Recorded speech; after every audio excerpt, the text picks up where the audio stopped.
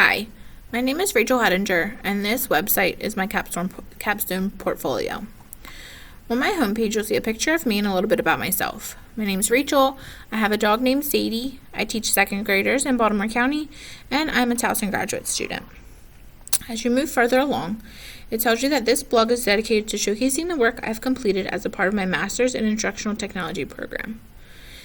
Then it tells you that there are two different ways you can choose to view the assignments. You can view them by standard or listed by course. If you go back to the menu, you'll see a standards page, all of the standards separate, and then the courses page. If we go to the standards page first, here it lists all of the standards, as well as the substandards for each one. We have Standard 1, Standard 2, the Connected Learner, Collaborator, Learning Designer, Professional Learning Facilitator, Data-Driven Decision Maker, and Digital Citizen Advocate. All of these list the standards and the substandards in detail for your reference. Next, let's go to the courses page. The courses page lists every class that I took, along with the title of the class and the assignments that were in that class that relate to the standards. So the assignments are explained in more detail how they are related to the standards on each standard page separately, but here's a place that you can see all of the assignments together. You'll see, for example, in ISCC 541, that was the Foundations of Instructional Technology class. This is my lesson plan that you can view to see how I related it to the standards. You can view the actual lesson plan here, the actual work that I completed. And then we have that for every class.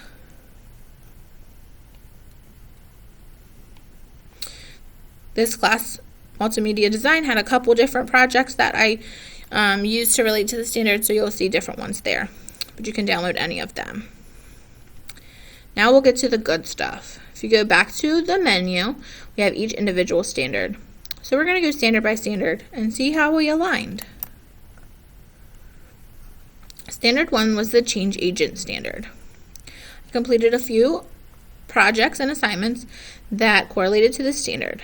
I created an adapted lesson in ISCC 541 that added technology into a phonics lesson in order to allow the students to record themselves reading the words with a skill and self-evaluate by listening to that recording.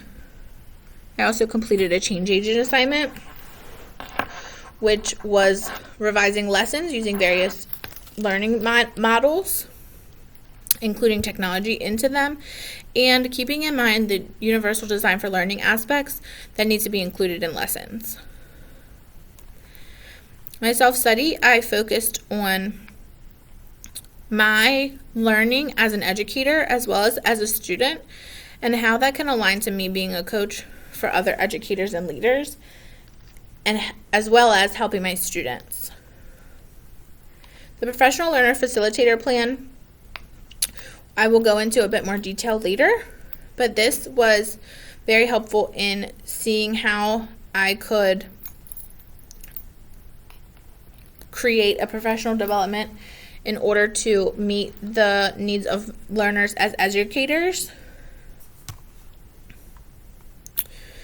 I completed a game-based learning project, which was completely virtual, with a group of my classmates that we focused on math facts in a game-based environment. We'll take a look at Standard 2, the Connected Learner Standard. I have my self-study listed here again, as well as some career evidence. So while I was doing my master's program, I was also teaching in Baltimore County, as I still am now. And during my career, I have attended trainings, I've read various books, had professional development to familiarize myself with new strategies, new technology ideas, in order to stay current with education and improve my coaching practice. Standard 3 is the Collaborator standard. My change agent assignment allowed me to work with others in order to analyze digital learning content, and then we needed to see if it was aligned, relevant, and if it was appropriate to the students. My self-study was aligned by thinking of myself as the coach and as well as the learner. And then my professional learner facilitator plan was encouraging educators to collaborate together to make the best decisions for student successes. So I created this plan in order to coach my educators into working together. The learning is projects, there's 3 of them. Learning is visual, learning is social, and learning is emotional. In ISCC 655, I completed these different projects that led me to see different examples of how some changes, especially including some technology, can improve student learning. So things that you may not have thought about before, if we just make a simple change, it can improve their learning. For career evidence, the second grade team at my school, it's myself and 2 other teachers, collaborate on many things. We analyze data and work together to see where our students are falling short, what gaps we need to fill, and what extensions we can provide to them. And we also decide on how we can include technology in order to make that our students more successful. Next, we will go to Standard 4. The Learning Designer. Standard 4, I did a lesson review and took a lesson that I had previously taught and saw if there was any ways that I could make it better or anything that it was lacking, especially in the eyes of UDL. This was helpful in meeting this standard because, as you can see, it says to meet the needs and interests of all students, and that's what UDL is for, to meet the needs of all students in all environments. The Applied Learning Theories project was for a phonics unit. There were various technologies included and differentiation involved that was able to meet the students' needs more specifically. My instructional design project included starting from scratch and creating a curriculum, and I was able to create different assessments in order to see how the students were doing, create a way to do a student analysis in order to determine what the unit needed to be on, like a needs analysis, and then develop the instruction in order to meet the needs of all my students. My change agent assignment originally did not include any UDL aspects, so then I used that assignment to alter that lesson in order to include those things and be better learning for the students and better teaching in general. My digital game-based learning unit was on fractions. This is a skill that was always a struggle for my second graders. So by creating this learning unit, it was very helpful, especially in the times of the global pandemic, that I could use the lessons that I created in this learning in order to meet the needs of my students even currently while they're at home. I added different technology, allowed them to have feedback from others, and some learner variability. So I was able to I created this lesson, and then I was actually able to put it into action as well. My game-based learning project was for our math facts. It was extremely personalized, from the grade level that they start on to how fast they're able to succeed to the theme that it's based off of. So it was very personalized in order to meet the needs of all of the students, since many classes are filled with students on various learning levels. In my career, I shared a presentation with my coworkers about using a new tech tool.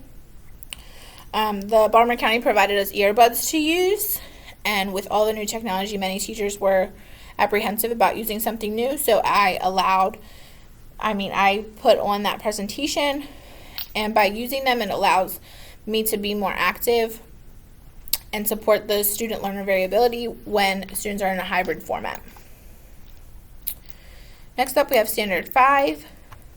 This standard is the Professional Learning Facilitator standard, and this standard was very exciting for me to master because I haven't thought of myself as a coach or as a leader in this way before. So the main project for this was the instructional design project, and or the first project was the instructional design project, and it allowed me to do a front-end analysis to see what students needed to work on. My self-study was similarly involving self-assessments. However, the professional learner facilitator plan allowed me to find out what my coworkers and colleagues were lacking in, what they could use development on, and then create a plan for that in order to gain more student success. It was very interesting to me to complete this project because it was a long-term plan specifically for my school that I could take and present to my principal as something that we could work on. It was very interesting to see how we could go from a 2-month plan to 3 years in the future, 5 years in the future, and break it apart into the different sections in order to be met with success. Standard 6 is the data-driven decision maker. I have always loved looking at data, but I have not always understood why it's so important. This standard involved a lot of projects with front-end analyses or needs analyses that I could see how the students are learning, what skills that they are lacking, what skills that they're starting with. This was in my instructional design project, as well as my career evidence. Also in my career evidence, we created goal folders for standardized and unit tests. For example, MAP testing that we do in 2nd grade, and then our periodic assessments for ELA and our unit assessments for math. We created gold folders in my classroom so that students knew where they were at and where they would like to go. This allowed them to have more ownership of their goals and their progress, and they were able to have that personalized just for them instead of as a whole class. My Universal Breakfast project was in EDUC 605, which was a whole data-driven and research class. And with this project, I researched the effects of students receiving universal breakfast at school, and it required me to find reasons for that. So I always said, well, kids should get breakfast at school, but why? So this project allowed me to say why that was a good thing. Last, we have Standard 7, Digital Citizen Advocate. I completed a Learning is Social project in order to explain an effective online learning environment, which was extremely helpful, again, in the times of learning virtually and in a hybrid environment.